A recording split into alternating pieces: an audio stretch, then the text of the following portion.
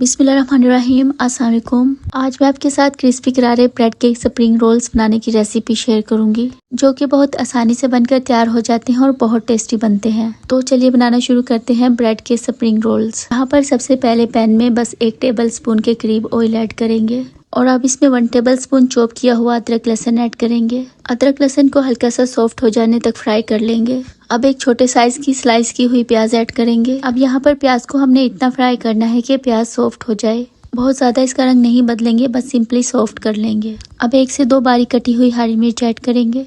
साथ में 1 शिमला मिर्च ऐड करेंगे जूलियन काट कर, और 1 गाजर ऐड करेंगे जिसको मैंने पतला और लंबा काट लिया था। 1 से 2 मिनट सब्जियों को फ्राई करेंगे।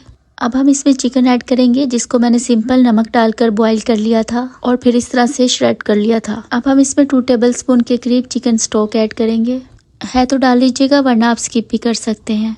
अब 1 से 2 मिनट हम इसे फ्राई करेंगे और अब हम इसमें ऐड करेंगे ½ टीस्पून नमक, ½ टीस्पून काली मिर्च का पाउडर और ½ टीस्पून कुटी हुई लाल मिर्च ऐड करेंगे। 1 टेबल स्पून सिरका ऐड करेंगे, 1 tablespoon soya sauce add करेंगे और 1 tablespoon chilli sauce add करेंगे। अब मीडियम फ्लेम पर 3 से 4 मिनट फ्राई करेंगे। 4 मिनट के बाद बस हमारा ये मिक्सचर तैयार हो गया। अब हम इसे ठंडा होने के लिए साइड पर रख देंगे। नेक्स्ट हमने एक घोल तैयार करना है। बोल में 3 टेबल स्पून मैदा ऐड करेंगे और इसमें थोड़ा थोड़ा करके पानी डालेंगे। इसका हमने एक पतला बैटर तैयार करना है, तो 1 कप के करीब हम इसमें पानी ऐड करेंगे। बहुत ज्यादा पतला भी नहीं होना चाहिए, हल्का सा गाढ़ापन इसमें होना चाहिए।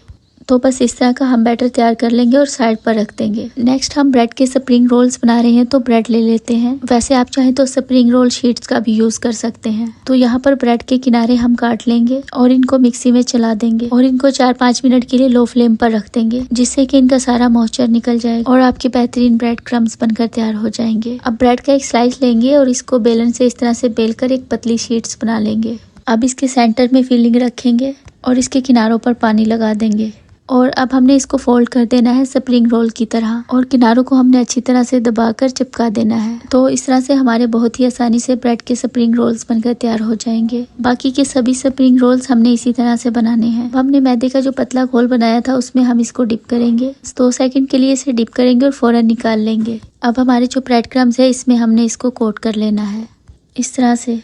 नेक्स्ट मीडियम फ्लेम पर ऑयल को गरम कर लेंगे और मीडियम फ्लेम पर ही हमने इनको फ्राई करना है। एक साइड से तब टर्न करेंगे जब ये थोड़े से सेटल हो जाएंगे। तो मीडियम फ्लेम पर टर्न करते हुए हम इन्हें तब तक फ्राई करेंगे जब तक कि ये गोल्डन क्रिस्प नहीं हो जाते। 3 से 4 मिनट का वक्त लगेगा इन्हें गोल्डन क्रिस्प हो जाने में। जब ये इस तरह से गोल्डन क्रिस्प हो जाएंगे तो हम इन्हें निकाल लेंगे। तो इस तरह से हमारे ब्रेड के स्प्रिंग रोल्स बनकर तैयार हैं, जो कि आपने देखा इनको बनाना कितना आसान है। बहुत टेस्टी ब्रेड के स्प्रिंग रोल्स बनकर तैयार होते हैं। तो आप इनको बनाएं और मुझे अपना फीडबैक दीजिएगा कि आपके ब्रेड स्प्रिंग रोल्स कैसे बने। चिकन कटलेट्स बनाने की रेसिपी शेयर करूंगी। चिकन कटलेट्स तो आपने बहुत बार बनाए होंगे, लेकिन आज जो मैं आपको तरीका बताऊंगी ये बेहद आसान है। बहुत आसान तरीके से बहुत ही टेस्टी हमारे ये कटलेट्स बनकर तैयार होते हैं। तो चलिए चिकन कटलेट्स की इस आसान सी रेसिपी को बनाना शुरू करते हैं।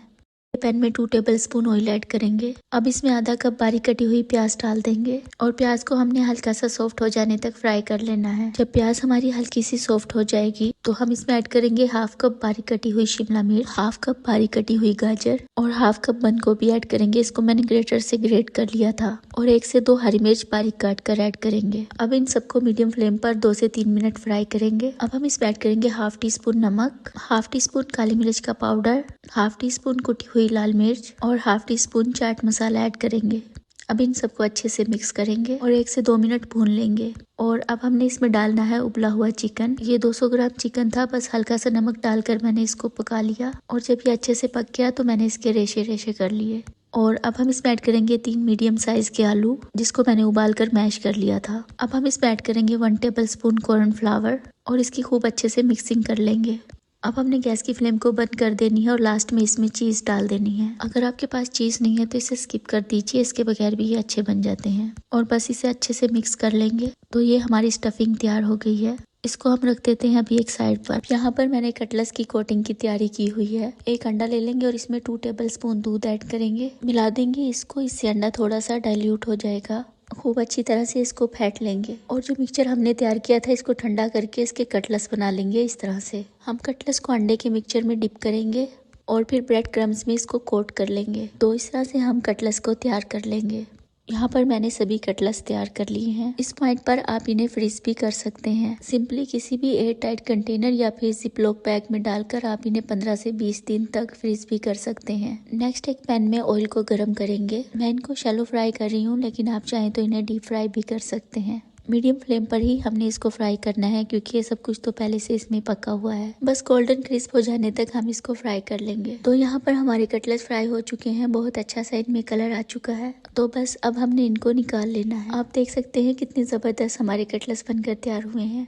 और मैं आपको अंदर से भी दिखाती हूँ, ये देखिए बहुत जबरदस्त बनकर तैयार हुए हैं। बहुत टेस्टी बनते हैं ये कटलेट्स। आपने देखा इनको बनाना कितना आसान था। उम्मीद करती हूँ चिकन कटलेट्स की ये रेसिपी आपको पसंद आई होगी। अगर पसंद आई है तो प्लीज वीडियो को लाइक और चैनल को सब्सक्राइब करना मत भूलिएगा। दुआओं में याद रखिएगा। Thanks for watching. Allah Hafiz.